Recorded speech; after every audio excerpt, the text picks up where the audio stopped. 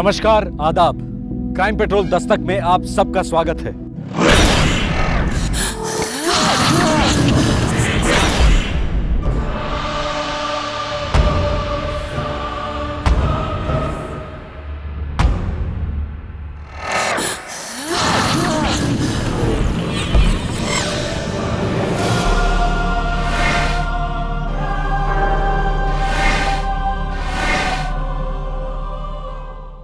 ईश्वर में विश्वास, धर्म, मजहब ये इंसान को शक्ति देते हैं, शांति देते हैं, पर अक्सर बेबसी में अनपढ़, गरीब और पढ़े लिखे लोग अंधविश्वास का शिकार होते हैं और इसी वजह से हमारे समाज में ढोंगी बाबाओं और तांत्रिकों की कमी नहीं।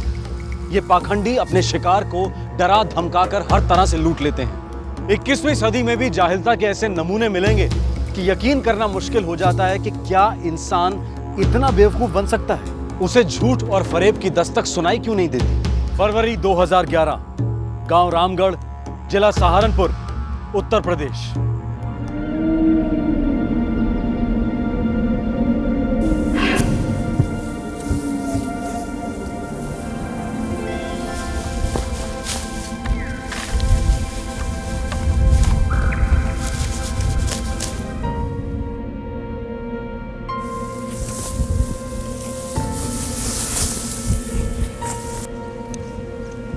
सूरज के बापू, ओ सूरज के बापू, चलिए खाना खा लीजिए, खाना ठंडा हो जाएगा नहीं तो। हाँ आ रहे हैं। आइए जल्दी।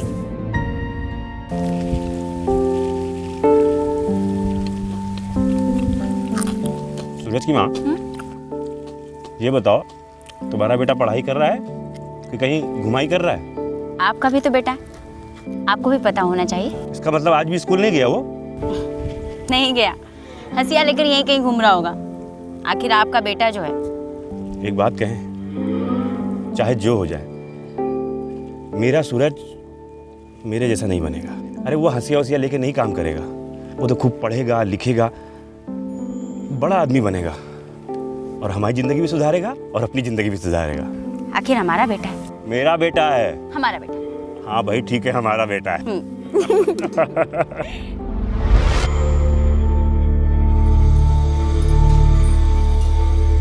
अरे आ गए आप? हाँ, ये लो रख दो। लाइए।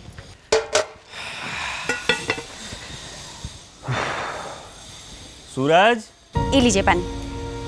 ए सूरज, ये जवाब काहे नहीं दे रहा है? घर में होगा तब ना जवाब देगा। शाम हो रही है, अभी तक उसकी तफरी मस्ती चल रही है। शाम रोज ही होती है।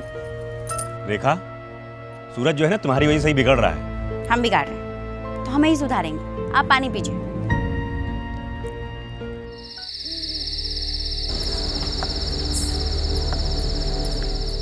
सारा गांव छान मारा, कहीं नहीं है वो।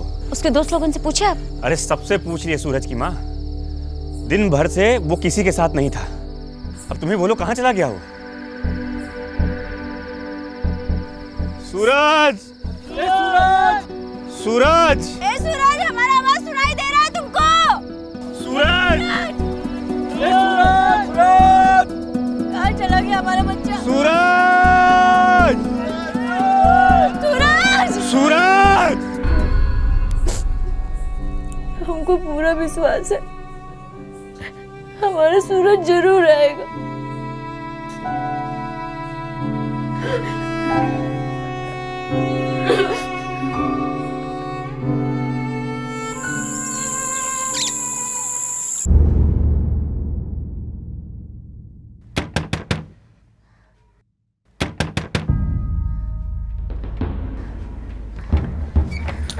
मनोहर भैया, वो आपका सूरज।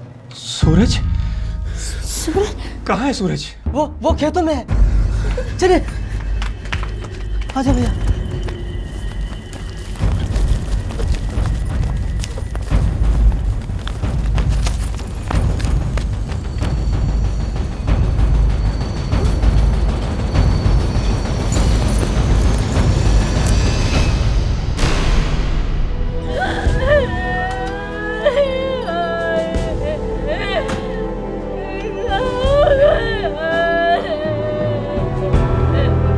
जब ये घर से निकला था तब आप कहाँ थे? सब हम खेत में थे। सूरज की अम्मा हमारी घरवाली वो घर में रही साहब। पोस्टमार्टम समझते हो ना? साहब बच्चे की माँ जब सदमे से थोड़ी बाहर आ जाए तो उसे थाने लेते आना, कुछ पूछताछ करनी। जी साहब। 12 साल का था साहब, बच्चा ही था, दिन भर खेलता कूदता रहता था।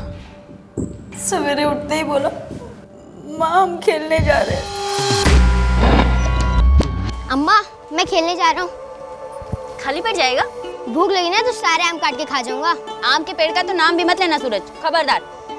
अम्मा एक बार फिसलाऊं, बार बार थोड़ी ना फिसलूंगा। फालतू बहस मत करो, दूध पियो। लो ना, दूध बहुत गंदा लगता है। दूध नहीं पियोगे तो ताकत कहाँ से आएगा? पेड़ पे कैसे चढ़ोगे? अच्छा बेटा, बहुत बढ़िया। अब जाओ, संभाल कर चढ़ना। हाँ पेड़ पर। अरे पप्पी देकर जाओ अपनी अम्मा को। अम्मा अब मैं बड़ा हो गया हूँ। हाँ कुछ ज्यादा ही बड़े हो गए, देखो तो तुम्हारी मूछें भी निकल आई हैं। बच्चा रोज घर से हंसिया लेके निकलता था? हाँ साहब, उसको बहुत अच्छा लगता था हंसिया। अपना बापू का नकल करता था वो। किसी से दुश्मनी थी? नहीं नहीं साहब, सारे गांव से हमारी अच्छी बनती है। ये बंसीलाल कौन है? तो तुम चिल्ला चिल्ला कर कह रही थी कि बंसीलाल खा गया मेरे सूरज को। कौन है ये? वो हमारा चचेरा भाई है साहब। हाँ हाँ साहब, बस एक बार जमीन के लिए कुछ कहा सुनी हुई थी साहब। अब जो भी कहना सुनना है पोस्टमार्टम के बाद ही होगा।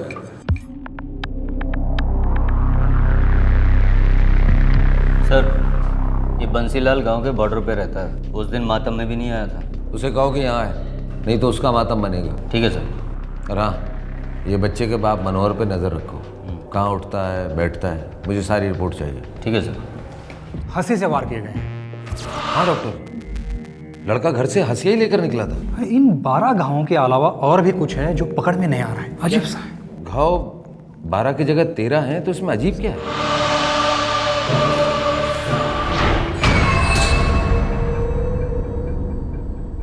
पुलिस बंसीलाल से पूछताछ करने पहुंची।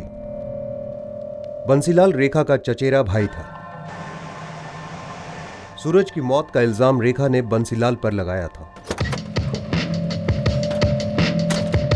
साहब, सर बंसीलाल थाने आने को मना कर रहा है। अरे गले में रस्सी डालो, खींच ला इसको। आऊंगा साहब, आऊंगा। बस अभी नहीं, जरा ठेकेदार के यहाँ धान पहुंचा दूं, नहीं तो बड़ा नुकसान हो जाएगा साहब। अच्छा, रेखा के नुकसान से भी ज्यादा? समझा नहीं? समझ तो मैं भी नहीं पा रहा हूँ। तेरी चचेरी बहन के लड़के का मर्डर हो गया और तू एक बार भी देखने के लिए नहीं आया। साहब मैं बाहर था, सहारनपुर गया था साहब, आप किसी से भी पूछ लो। मैं तुझसे पूछ रहा हूँ, साफ साफ बता, रेखा के लड़के को क्यों मारा तूने? क्या बोल रहे हो साहब आप? रेखा से मेरी नहीं बनती, ये तो हर कोई जानता है, लेकिन बच्चे का कत्ल नहीं साहब, मैं ऐसा कभी नहीं कर सकता। तू नहीं कर सकता तो तूने करवा दिया होगा। साहब वो बच्चा मुझे बहुत पसंद था और मनोहर भी अच्छा आदमी है। मेरी दुश्मनी रेखा से थी और रेखा से दुश्मनी निकालने के लिए मैं उस बच्चे का कत्ल क्यों करूंगा साहब, जबकि वो उसका अपना बच्चा था ही नहीं। खाली पैदा करने से माँ नहीं बन जाते साहब। माना कि हम अपना दूध नहीं पिलाए थे, लेकिन अपने खून से सींचे थे अपने सूरज को। अपने खून से। अब किसी की मजाल है जो कोई कहे कि सूरज तुम्हारा बेटा नहीं था? हम अच्छी तरह से जानते हैं ये सब वो बंसीलाल का किया जा रहा है। वो मारा हमारे सूरज को हमसे बदला लेने के लिए। हाँ साहब, इस बंसीलाल ने बहुत सताया हमारी मासी को। तू कौन है? हम शेखर हैं साहब। शेखर कौन? हमारा भांजा है, सहारनपुर में रहता है। पुलिस की तहकीकात हर कदम पर इशारा कर रही थी कि यह गुस्से और बदले की भावना में किया गया जुर्म नहीं था, यह कुछ और था। पर क्या था?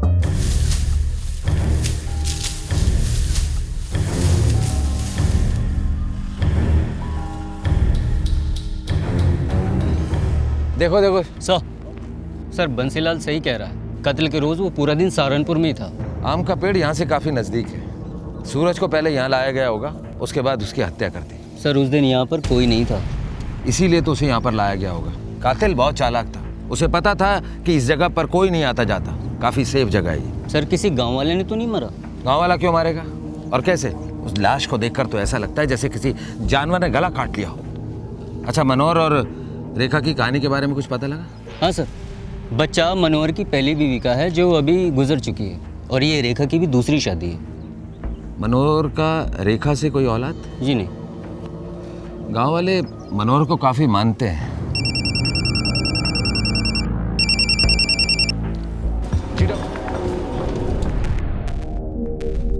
मैं समझा नहीं डॉक्टर, आपका इशारा किस तरफ है? यह हसिया कत्ल का हथियार है। ओह, कत्ल पूरी प्लानिंग के साथ किया गया। नरबली।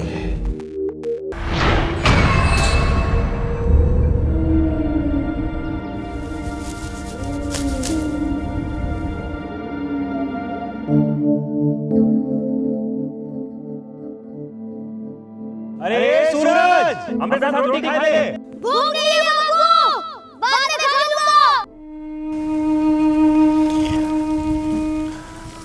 रोटी गले से नीचे नहीं उतर रही सूरज की माँ। अगर आप ऐसे कमजोर पड़ जाएंगे तो कैसे चलेगा?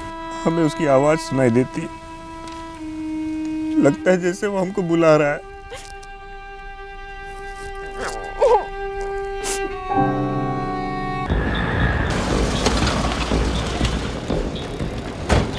इलाके में घूमने वाले हर साधु बाबा, ओझा, तांत्रिक सभी को पूछताछ के लिए राउंड अप किया गया। बोलो। बच्चा, हम लोग लोगों की जिंदगी में सुख शांति देते हैं, किसी की जिंदगी नहीं लेते। और जी सर, इन सबको ले जाओ और अपनी स्टाइल का सुख शांति दे दो। सब कुछ अपने आप उगल देंगे। साहब, नरबली हम लोगों के बस की बात नहीं है, बहुत ताकत चाहिए इसके लिए। हम में से किसी की इतनी औकात नहीं है कि ये सब करे। ताकत, औकात। तोमर जी सर। इन सबको अपनी औकात बता दो और हमारी ताकत।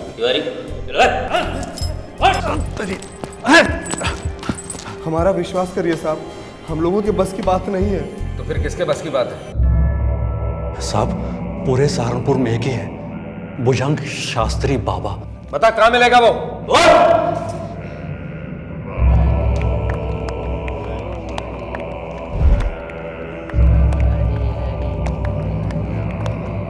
भुजंग शास्त्री सिर्फ इस गांव का ही नहीं बल्कि आसपास के सभी गांव का नामचीन तांत्रिक था। ऐसा कहा जाता था कि उसके पास हर मर्ज की दवा थी।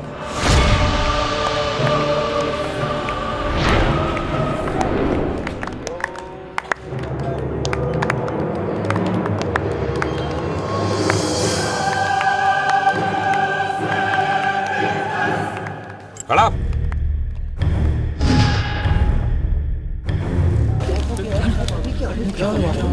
मेरे और देवों के बीच के समागम को भंग नहीं करना चाहिए था आपको। माफी चाहते हैं बाबा जी, हमें भी देवों से मदद चाहिए और आपके बिना ये फरियाद लगाना बड़ा मुश्किल है। चलिए हमारे साथ। ये गलत है, अन्याय है ये। क्या गलत है और किसके साथ अन्याय हुआ है ये आपको बाद में पता लगेगा। चलिए हमारे साथ। अरे बाबा जी का आरोप क्या है? उन पर जो भी आरोप है मैं आप सबको अपने साथ ले जा सकता हूँ अगर मेरे काम के बीच में टांग अड़ाने की कोशिश की तो। चलिए बाबा जी। लेकिन आप बाबा को ऐसे नहीं ले जा सकते। हम नहीं ले जाने देंगे। बाबा जी को नहीं ले जा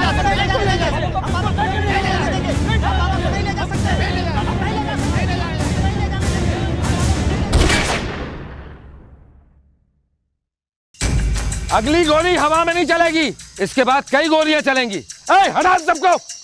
चला पीछे, चला पीछे, चला। ए, हटा। हरि बोल, हरि बोल।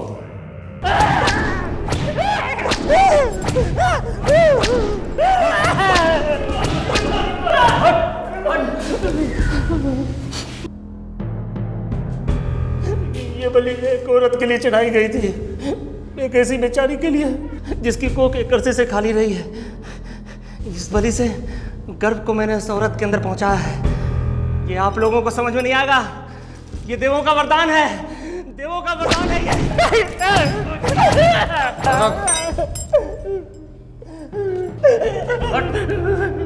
ये हमारा वरदान है। चल नाम बोल उस औरत का, नाम बोल। आखिरकार उसने उस औरत का नाम बता ही दिया जो मां बनने के लिए एक मासूम बच्चे की निर्दयी हत्या के लिए राजी हो गई थी। ये औरत उस 12 साल के सूरज को बहुत अच्छी तरह जानती थी, शायद सबसे अच्छी तरह।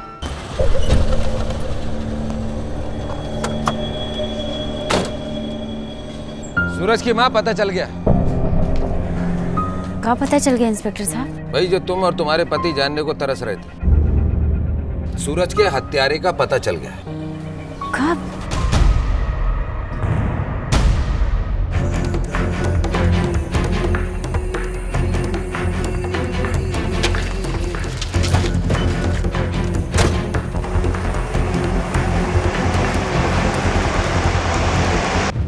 मनोहर भैया, अरे हाँ, कहाँ है? यहाँ है हम। ओ मनोहर भैया, भैया गजब हो गया भैया, रेखा भाभी को पुलिस पकड़ ली है और उन्हें थाने ले जा रही है। कहा?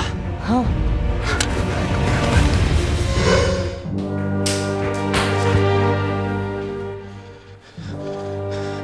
इंस्पेक्टर साहब, ये सब क्या हो रहा है? आपने हमारी घरवाली को कहाँ धर लिया? ये तुम्हारी घरवाली बताएगी कि किस तरह उसने तुम्हारा घर बर्बाद किया है, किस तरह तुम्हारे बेटे सूरज का कत्ल किया। चलो रेखा जी, बतलाइए। जब हमने इनसे रिश्ते के लिए हाँ कहा था, तब हमको पता था कि इनकी पहली पत्नी से इनको एक बच्चा है और हमारी पहली शादी से हमको कोई बच्चा नहीं था। मेरी पत्नी 6 महीने पहले गुजर गई, बीमार थी, 8 महीने का एक बच्चा छोड़ गई है। अगर रेखा को उस बच्चे की माँ बनने में कोई एतराज़ नहीं तो मुझे भी शादी से कोई एतराज़ नहीं है। हमको कोई एतराज़ नहीं है। रेखा एक अच्छी पत्नी और अच्छी मां साबित हुई। मनोहर का घर खुशियों से भर गया। सूरज हमारा बेटा था, लेकिन हमें अपना बच्चा चाहिए था, हमारा अपना बच्चा।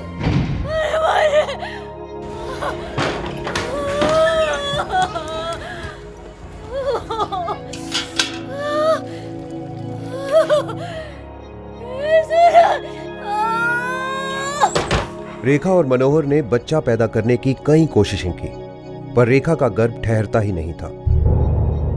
ऐसा एक नहीं, 2 नहीं, बल्कि 6 बार हुआ। बच्चा पैदा करने की तड़प रेखा और मनोहर दोनों को लगातार कुरेद रही थी। रेखा बहन, हाँ, बहुत ही बुरा लगा सुनकर। कहाँ सुनकर जीजी? हमारे पति ने हमको सब कुछ बता दिया है। कहाँ बता दिया उन्होंने? यही कि तुम्हारे पति मनोहर भाई साहब तीसरी शादी करने जा रहे हैं।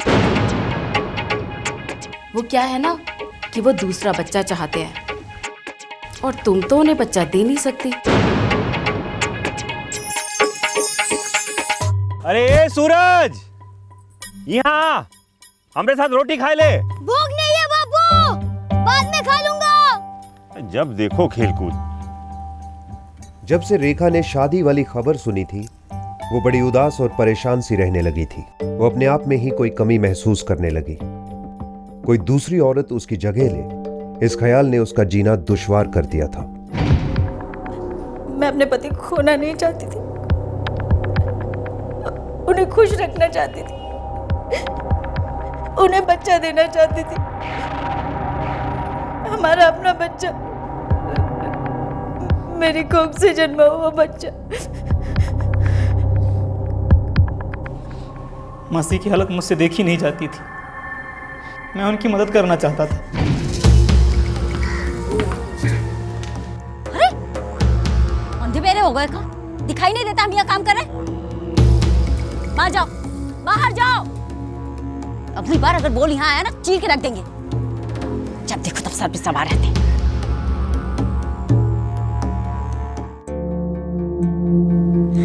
क्या बात है मासी, आप पहले कभी इतनी चिड़चिड़ी नहीं थी। कौनो बात नहीं, तुम जाओ यहाँ से, हमको परेशान मत करो।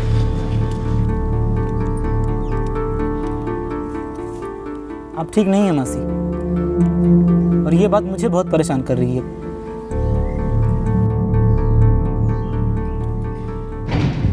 मैं चाहता था कि मासी का अपना बच्चा हो। बाबा चमत्कारी हैं, मैंने सोचा बाबा ही मासी का दुख दूर करेंगे। उपाय एक ही है और बड़ा आसान है। क्या उपाय है बाबा?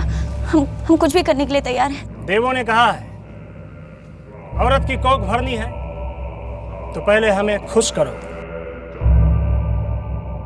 हम आपका मतलब नहीं समझे। बच्चे के बदले में बच्चा। देवों को एक बच्चे की बलि चढ़ानी होगी, वो तुम्हारी कोख भर देगा। ये आप क्या कर रहे हैं? हम अपने बच्चा का जान नहीं ले सकते बाबा, हम ये पाप नहीं कर सकते। सौतेला है ना?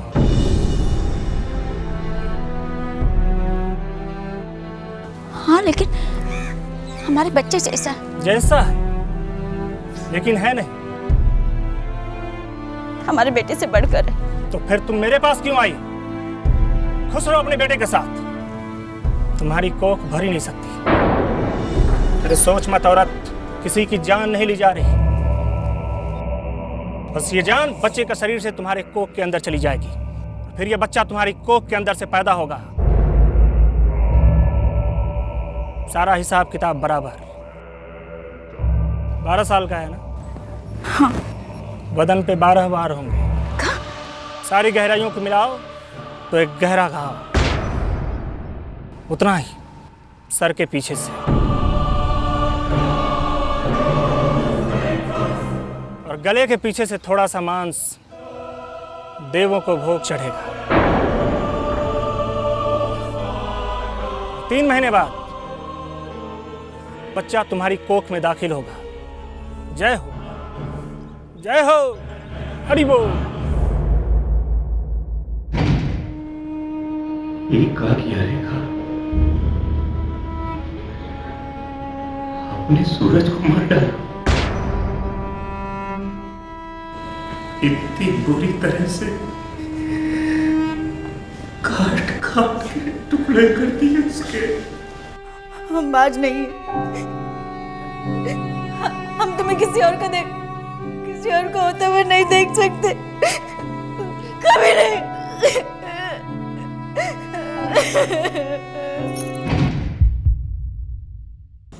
और कोई सोच विचार नहीं मासी, कल कर ही देते हैं। हमारा मन बहुत घबरा रहा है। बाबा ने जबान दी है, आप माँ बनोगी मासी, और इसी बच्चे की माँ बनोगी, और कुछ मत सोचो।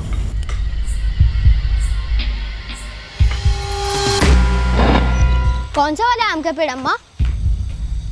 अरे वो खेत है ना, जहाँ सबके खेत खत्म हो जाता है, कोई काम नहीं करता, वहाँ कोने में वो वाला। वहाँ एक बड़ा सा आम का पेड़ है, बहुत सारी कैरी लगी है उसमें। अम्मा, हाँ? हमें वहाँ जाने से थोड़ा डर लगता है। डर लगता है? दूध पियो। हमारा राजा बेटा डरता भी है। अपने बापू जैसा नहीं बनना तुमको। बिल्कुल बनना है। हम अभी जाते हैं और आपके लिए केरिया तोड़ कर लाते हैं। जाओ। अम्मा, आप उन केरिया से मेरा मनपसंद आम का अचार बनाओगे ना? जरूर बनाएंगे बेटा। अब जल्दी से जाओ और जल्दी से कैरी लेकर आ जाओ।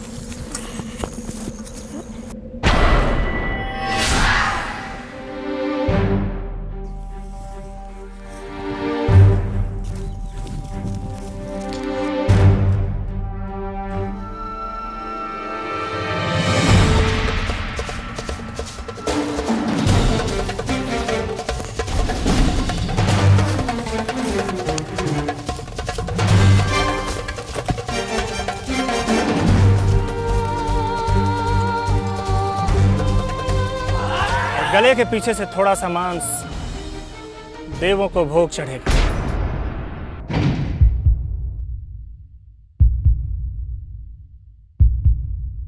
तोमर जी सर। इन सब का स्टेटमेंट रिकॉर्ड कर लो, कल इन सबको कचहरी में पेश करना है। ठीक है सर। ले जा। चलिए। डॉक्टर साहब, 3 महीने में बच्चा इस औरत की कोख में लौट आने वाला है। देवों का प्रकोप मत मोड़ लो इंस्पेक्टर साहब, कोई हत्या नहीं हुई। चलो।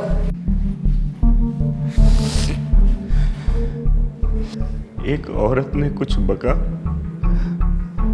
और तुमने वो सब सच मान लिया। कैसे रेखा, कैसे? एक बार तो मुझसे पूछा होता, मैं कोई दूसरी शादी नहीं करने जा रहा था रेखा। मैं तो तुम्हें खुश देखना चाहता था, तुमको और सूरज को खुश देखना चाहता था मैं। और तुमने तो सूरज को मार डाला रेखा, सूरज को मार डाला। चुप रहने के लिए खुश रहना बहुत ज़रूरी है। खुश कर दो मुझे। गारंटी क्या है? 0 गारंटी और 0 चॉइस भी। पैसे लेकर मुकर भी सकता हूँ। अगर चुपचाप भिजवा दोगे तो चुप बैठा रहूँगा। दुनिया को नहीं बताऊंगा कि तुम चीज़ क्या हो। एक कहावत है, खोदा पहाड़ निकला चूहा। लेकिन आज का केस इस कहावत का बिल्कुल उल्टा है। एक साधारण सा मिसिंग केस बन गया हॉलीवुड फिल्म की एक स्क्रिप्ट। इस कहानी में सभी ने जुर्म किया और सभी को सजा हुई।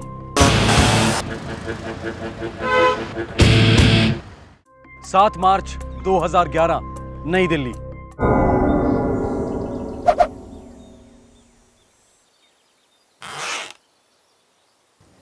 अरे कुणाल, अरे यार कितना टाइम लगाएगा यार?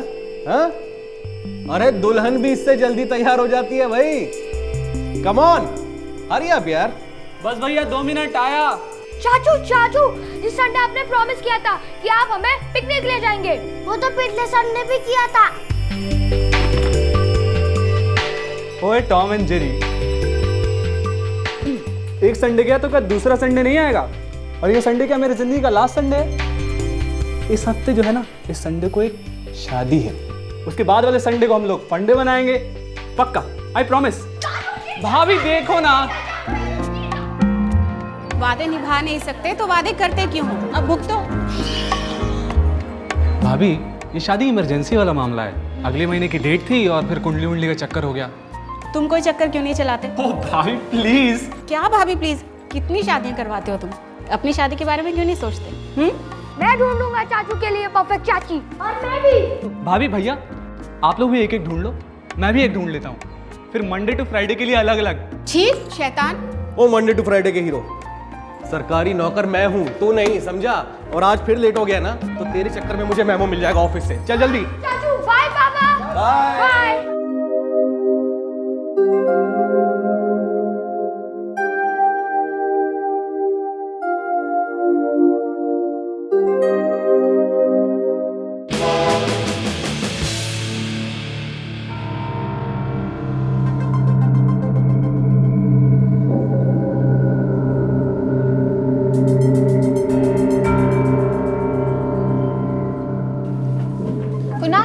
कुणाल 5 मिनट चाहिए, तुम्हें डिजाइन सिखाना। अभी नहीं, शाम को धनराज जी के साथ एक अर्जेंट मीटिंग है। ये भी अर्जेंट है कुणाल। ये डिजाइन शाम तक रुक सकते हैं ना? हाँ लेकिन धनराज जी नहीं रुकेंगे। शाम को आता हूँ तो मैं डिजाइन पक्का देखूंगा, आई प्रॉमिस।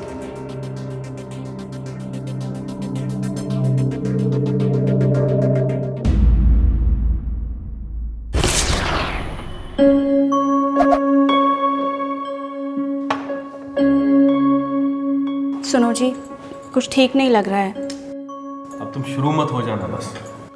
अरे बच्चा नहीं है कुणाल, कहीं फंस गया होगा। और वो सुबह कह तो रहा था वो कोई अर्जेंट शादी है, उसके लिए देर हो जाएगी। काम कितना भी अर्जेंट क्यों ना हो, कुणाल अपने दोनों मोबाइल फोन तो कभी स्विच ऑफ नहीं रखता ना। अरे बाबा कहीं रह गया होगा, नेटवर्क नहीं लग रहा होगा, और क्या है। देखो यकीन कर, कुछ भी गड़बड़ नहीं है, आ जाएगा तुम्हारा लाडला देवर।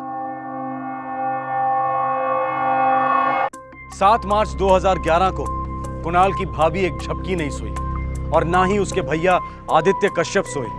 सुबह हो गई थी और कुणाल की कोई खबर नहीं थी। अंकिता की सिक्स सेंस सही साबित हुई, कुछ गलत हुआ था। कल रात ये कह रही थी कि कुछ ठीक नहीं लग रहा है, कुणाल अभी तक घर नहीं आया। मैंने सोचा जी हुई होगी ऐसी कोई बात, पर कुणाल पूरी रात घर नहीं लौटा। उसके दोनों मोबाइल भी स्विच ऑफ जा रहे थे। दफ्तर जी मैंने फ़ोन किया था, कह रहे थे कि कुणाल तो दोपहर में ही धनराज जी से मिलने के लिए चला गया। किससे? जी धनराज पांडे, कुणाल की कंपनी के मालिक।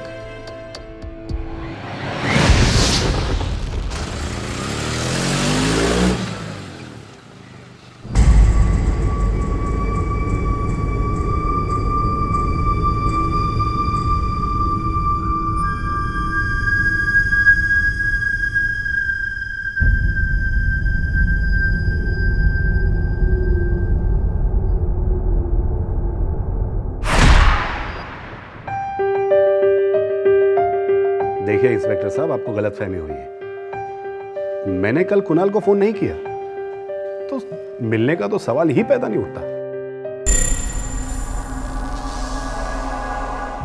मैं 7 बजे तक वेट करती रही सर।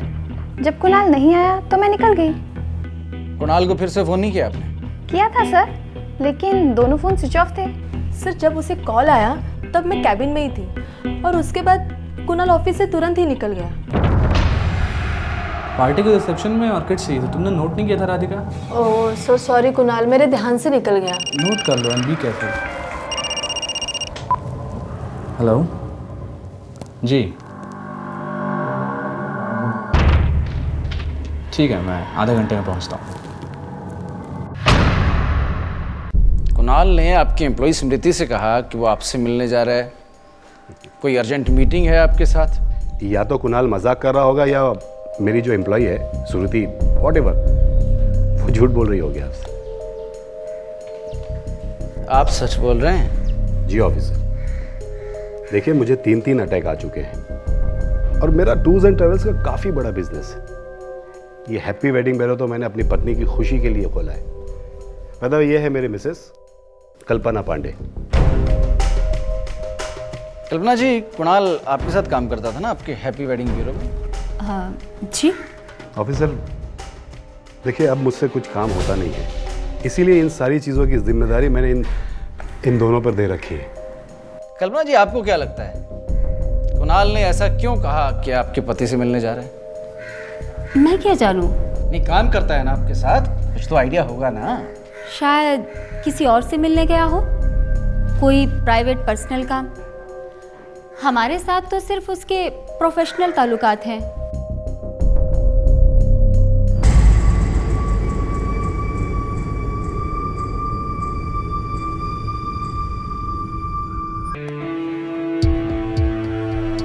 बड़ा शर्मीला है भाई, नजरें चुरा रहा है।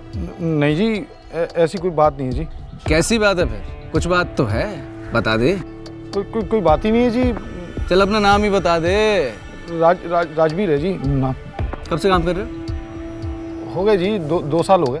कुणाल कश्यप को जानते हो? हाँ जी, मैडम। मैडम क्या मैडम? मैडम के साथ काम करता है जी वो। अच्छा, ये जो तुम्हारी मैडम के साथ काम करता है, कल शाम को आया था इस घर में? नहीं। पक्का? जी पक्का नहीं आया जी वो।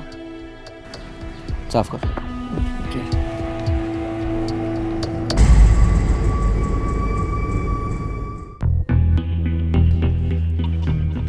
सर, कुणाल के दोनों फोन अभी भी स्विच ऑफ हैं। मैंने दोनों नंबर सर्वेलेंस में डाल दिए हैं। लोकेशन का जल्दी पता चल जाएगा सर। कल शाम को जो फोन आया था उस पर कोई मूवमेंट? सर ये नंबर है, धनराज पांडे का नंबर है क्या? सर धनराज पांडे के पास 3 नंबर है, उनमें से ये नंबर नहीं है। ये धनराज पांडे की स्टोरी क्या है? धनराज पांडे की स्टोरी बड़ी तगड़ी है। 2 कॉन्ट्रैक्ट्स हैं बड़े बड़े।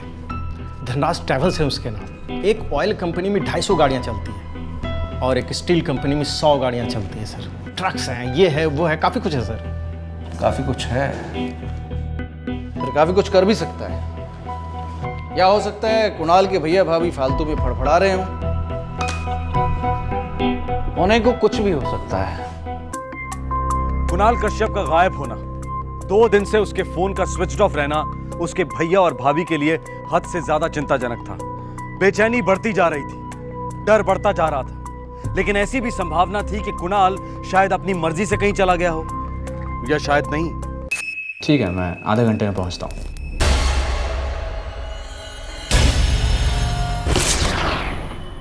कुणाल चुपके से किसी से क्यों मिलने गया होगा? मुझसे तो वो कोई बात छुपाता तक नहीं था। मैं आपको एक बात बताऊं, ये जो धनराज पांडे है ना, ये गलत है। ये जो धनराज पांडे है ना, ये गलत है।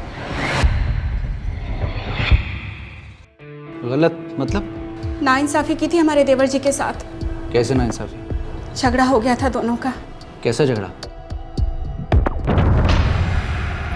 आज कंपनी के जितने भी क्लाइंट्स हैं, सब के सब मैं लेकर आया हूँ और उन्हें बनाया भी मैंने ही रखा है। तुम जरूरत से ज्यादा काम करते हो कुणाल। लेकिन उन्हें ऐसा नहीं लगता है। 4 आने की कंपनी थी, 4 आने की, और धनराज जी ऊपर से हमेशा बीमार।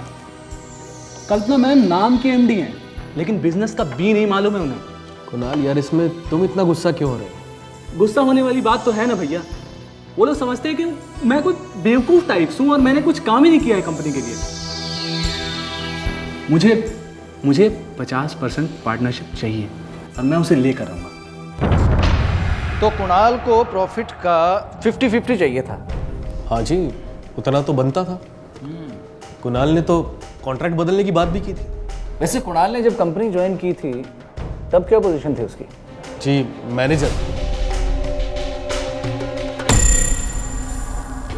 सच कहूं तो ऑफिसर, ये कंपनी घाटे में चल रही है। ऊपर से कुणाल रोज फैल जाता था, किसी ना किसी बात को लेकर मेरी पत्नी से हमेशा बहस करते रहता हूँ। किन बातों को लेकर बहस करता था धनराज जी? बगल में बैठा है तो सर पर बैठने की कोशिश कर रहा था। मतलब ये ऑफिसर, हैप्पी वेडिंग ब्यूरो मेरी अपनी कंपनी है, जिसे जो कहना है कहे। ये आइडिया मेरा है, कंपनी मेरी है, और आज तक मैंने अपनी कंपनी में किसी को पार्टनरशिप नहीं दिया। सिर्फ मेरे लिए, मेरी खुशी की खातिर ये तैयार हो गए थे उसे पार्टनर बनाने के लिए, 50% देने के लिए। लेकिन नहीं, बहुत ही लालची किस्म का आदमी है ये कुणाल।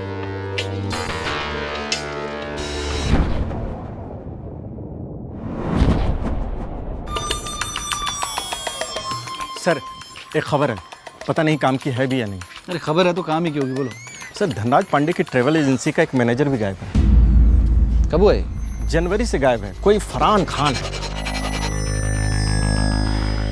कुलवीर, ये जो धनराज पांडे है ना, ये देखने में मरियल लगता है पर ऐसा है नहीं। इसके खाने के दांत और हैं और दिखाने के और।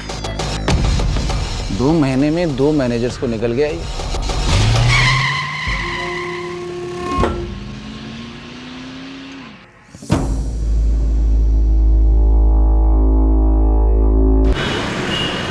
पुलिस अब धनराज पांडे के एक और गुमशुदा मुलाजिम फरहान खान की तलाश में लग गई। फरहान 11 जनवरी को अचानक गायब हो गए। पुलिस कंप्लेंट नहीं की आपने? की थी, मगर बात कुछ आगे नहीं बढ़ी। कोई झगड़ा, किसी तरह की टेंशन? को घर पर तो कुछ नहीं, दफ्तर में टेंशन हो तो मैं कह नहीं सकती। वैसे ये फरहान साहब कब से काम कर रहे थे धनराज ट्रेवल्स में? 10 साल हो गए, पिछले हफ्ते। कुलवीर। Yes sir. धनराज पांडे की सारी हिस्ट्री ज्योग्राफी निकालो, उसका पूरा कच्चा चिट्ठा चाहिए मुझे। Yes sir. धनराज पांडे की धनराज ट्रेवल्स और हैप्पी वेडिंग ब्यूरो के हर एम्प्लॉय से पुलिस ने अलग से पूछताछ की, लगभग 400 लोगों से।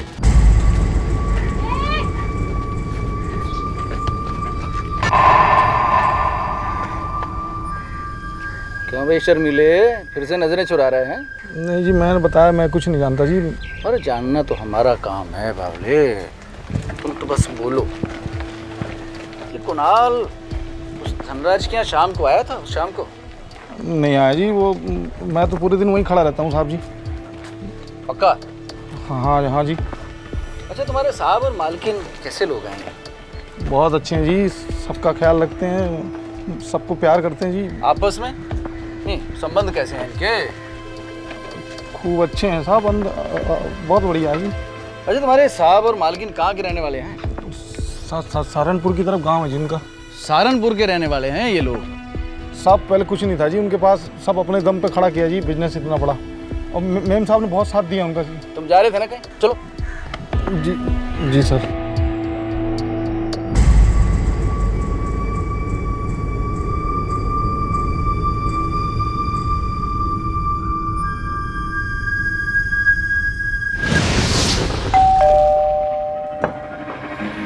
जी वो रुको,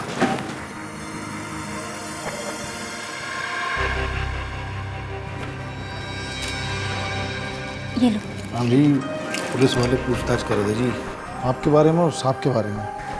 क्या कहा तुमने? मैंने तो एकदम अच्छा कहा जी। बिल्कुल ठीक है, अब तुम जाओ। ठीक है जी। तहकीकात पुलिस को सहारनपुर ले गई। वहां पुलिस कल्पना पांडे के भाई से मिली। हम चारों भाइयों की इकलौती बहन है वो कल्पना। सुना है कई सालों से राखी नहीं बंधवाई आप भाइयों ने। जमीन हड़प गई हमारी, वो और उसका पति धनराज। तो चारों भाइयों की जमीन पर कब्जा किया उसने। अब सिर्फ 3। सबसे छोटा भाई किशोर अब है नहीं। कैसे मौत हुई? मौत नहीं हुई, बस किशोर गायब हो गया। गायब से क्या मतलब? वो हमारा किशोर दिमाग से कुछ धीमा था। दरअसल वो कल्पना और धनराज के साथ ही रहता था। उसकी बनती थी उनसे? नहीं बनती थी, बिल्कुल नहीं बनती थी। हमारा किशोर बार बार उनसे अपने हिस्से के पैसों की मांग करता था और बस फिर एक दिन किशोर गायब हो गया। कुणाल कश्यप को गायब हुए 3 दिन हो चुके थे और इन 3 दिनों में पुलिस को कई और गुमशुदा लोगों के बारे में जानकारी मिली जिनका ताल्लुक पांडे जोड़े से था। कुणाल के अलावा फरहान खान, जो पिछले 10 साल से धनराज ट्रैवल्स में नौकरी कर रहा था, और किशोर मल्होत्रा, जो कल्पना का सगा छोटा भाई और धनराज पांडे का साला था। यह गायब होने का माजरा क्या था? पुलिस इस रहस्य के दरवाजे तक पहुंच गई थी, बस ताले की चाबी मिलना बाकी था।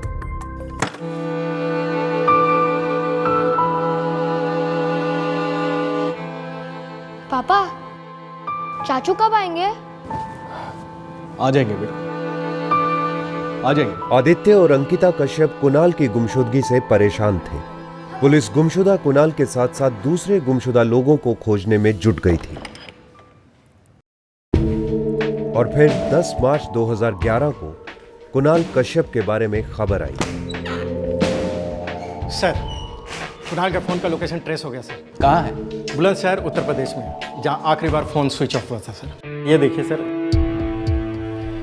ये है सेल टावर जहां कुणाल का फोन का नंबर आखिरी बार ट्रेस हुआ था सर। इस टावर की रेंज इतनी है सर। ये तो काली नदी के साथ लग के है ना? ये sir Bibi Nagar police station के इलाके में पड़ता है सर। रेल की ट्रैक से लग के है ये।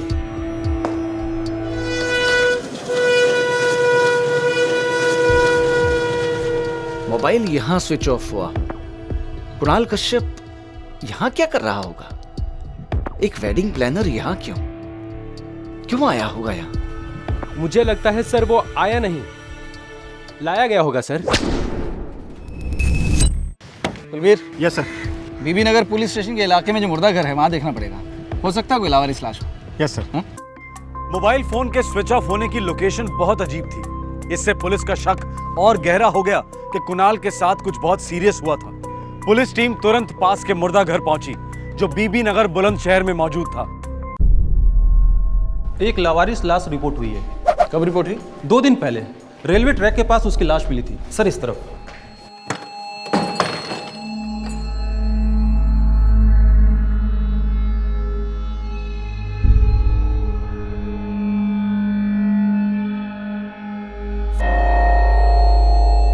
कुणाल कश्यप की लाश मुर्दाघर में लावारिस पड़ी हुई थी।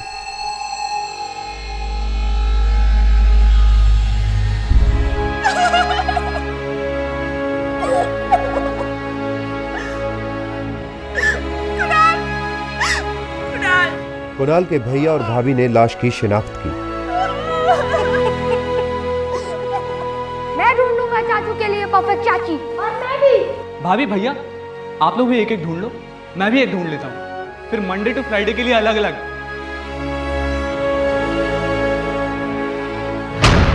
सर, ये रही पोस्टमार्टम की रिपोर्ट। गला घोट कर मारा गया है। 2 और लोग ऐसे ही गायब हुए थे अचानक से।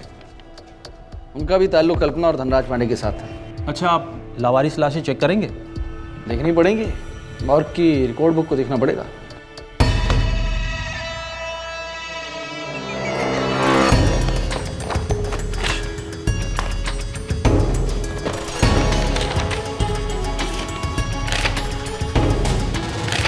सर रुकिए, ये तो फरहान लग रहा है सर। ये देखिए सर।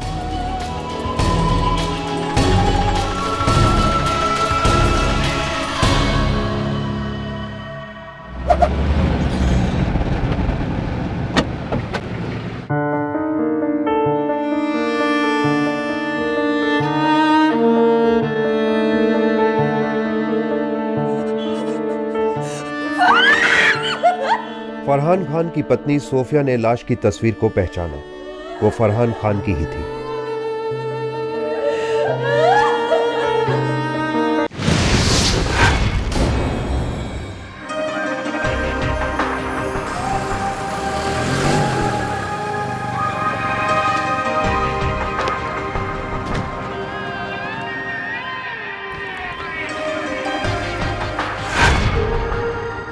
क्या बकवास है? कुणाल की लाश मिली, सो व्हाट? डायरेक्ट हम पर शक करेंगे आप? सिर्फ कुणाल होता तो डायरेक्ट आप पे शक नहीं होता। फरहान खान की लाश भी ठीक उसी तरह मिली, रेलवे ट्रैक्स पर, गला घोंट के मौत। इत्तेफाक हो सकता है। ऐसे इत्तेफाक बी ग्रेड फिल्मों में होते हैं मैडम। तो आप कहना क्या चाहते हैं? पूछना चाहते हैं, आपका भाई किशोर मल्होत्रा, उसकी लाश को भी ऐसे ठिकाने लगाया था कि आपने? इंस्पेक्टर, बहुत सीरियस चार्ज लगा रहे हैं आप हम पर, और वो भी बिना सबूत के। सबूत ही तो ढूंढने आए हैं हम। अब इस तरह मेरे घर में नहीं घुस सकते। हम घुस चुके हैं।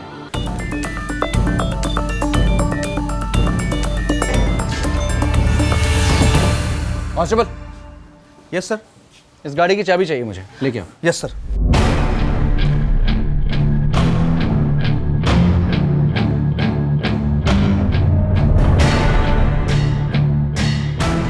सर, वो लोग कह रहे हैं कि कार की चाबी ड्राइवर राजवीर के पास है।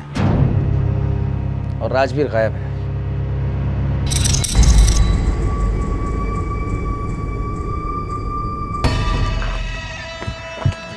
शर्मिले राजवीर जी, इतनी जल्दी क्या है? दरअसल जल्दी है, जल्दी जल्दी सब कुछ बता दे, वरना मुर्दा घर में बुकिंग करनी पड़ेगी तेरी।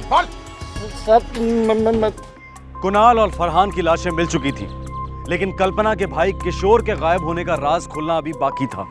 क्या किशोर जिंदा था, या फिर उसे भी कुणाल और फरहान की तरह रास्ते से हटा दिया गया था?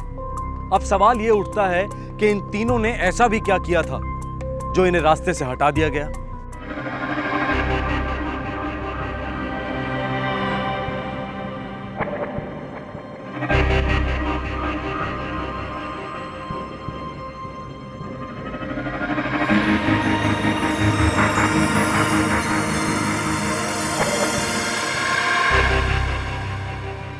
शर्मिले, सोच ले,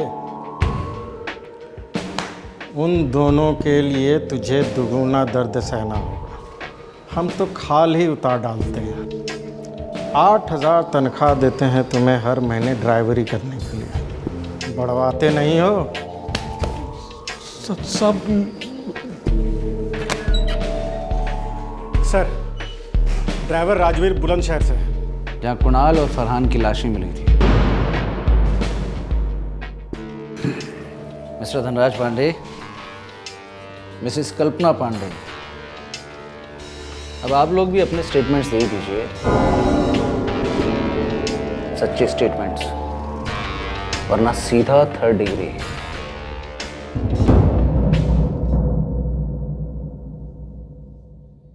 कुणाल सब कुछ जान चुका था। Partnership? Are you okay? Manager हो, अपनी औकात को अच्छी तरह से जान लो। आप भी ये बात जान लीजिए कि हैप्पी वेडिंग ब्यूरो आज जिस मुकाम पर है, मेरे कारण है। सोशल सर्विस नहीं करते हो तुम, सैलरी मिलती है इसके लिए तुम्हें। मेहनत की मिलती है, अकल की मिलती है, और दोनों से आप बहुत दूर हैं। हम लोग बहुत दूर हैं, पास आने की कोशिश भी मत करना।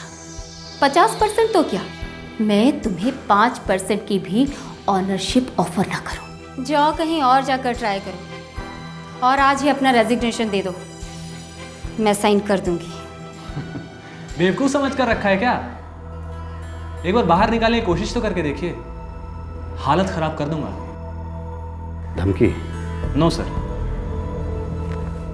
मुझे मेरा हक चाहिए, और मुझे मालूम है कि आपने और लोगों का भी हक मारा है। बल्कि हक क्या, आप लोगों ने तो हकदारों को ही मार डाला है। फरहान और किशोर मल्होत्रा, बुलंदशहर के चक्कर, ड्राइवर्स की मिली भगत, सब पता है मुझे। आपने ड्राइवर के मुंह में पैसे ठूसे, ड्राइवर ने 2 लोगों के गले घोटे और लाशें ठिकाने लगा दी। राइट या wrong mister Pandey, missus Pandey?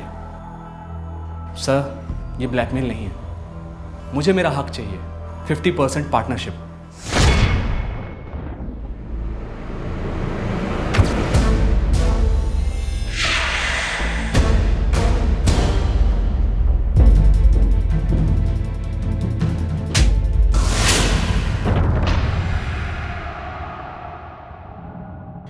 वो मुझे ब्लैकमेल कर रहा था।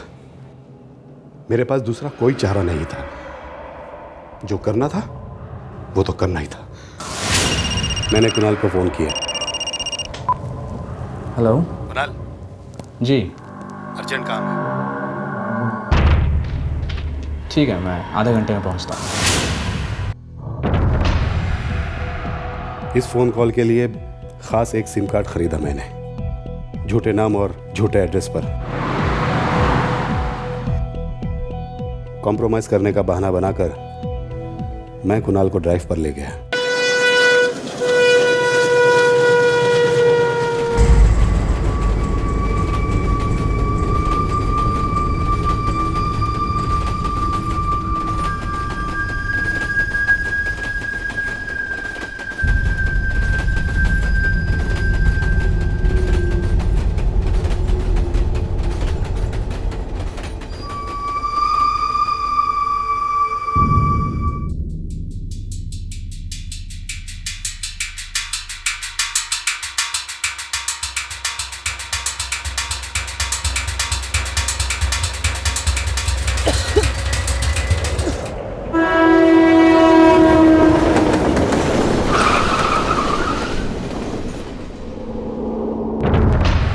कुणाल मुझे धमका रहा था कि वो फरहान और किशोर की मौत के बारे में पुलिस को बता देगा।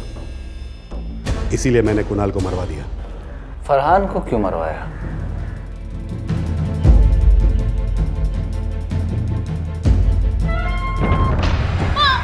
फरहान यहाँ एक नहीं 3 हार्ट अटैक हुए मुझे, और ये मेरे नौकर के साथ सो रही थी।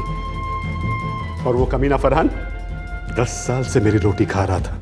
वाह, क्या वफादारी निभाई है उसने, और ऊपर से मेरे रुपए भी लूट लिया उसने।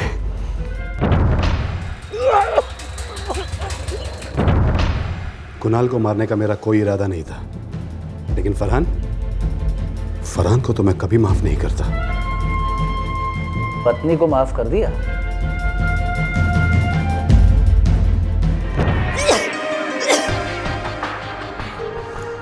फालतू चीज नहीं हूं मैं जिसे इस्तेमाल किया और फेंक दिया। मैंने तुम्हारे लिए अपने भाई तक को मरवा डाला इस प्रॉपर्टी के लिए। आइंदा मेरे पास आने की भी कोशिश मत करना पांडे जी, वरना सारे सबूत जाएंगे पुलिस के पास। धनराज पांडे ने अपने ड्राइवर राजवीर को हर हत्या के लिए 50,000 से 1 लाख रुपए दिए थे। कुणाल के मर्डर के बाद धनराज ने राजवीर को दिल्ली में एक पॉश डुप्लेक्स फ्लैट देने का वादा भी किया था। धनराज के अनुसार एक हॉलीवुड फिल्म देखकर उसे ये मर्डर्स करने का आइडिया आया था। कुणाल का अपना हक मांगना जायज था, पर क्या ब्लैकमेलिंग सही तरीका था?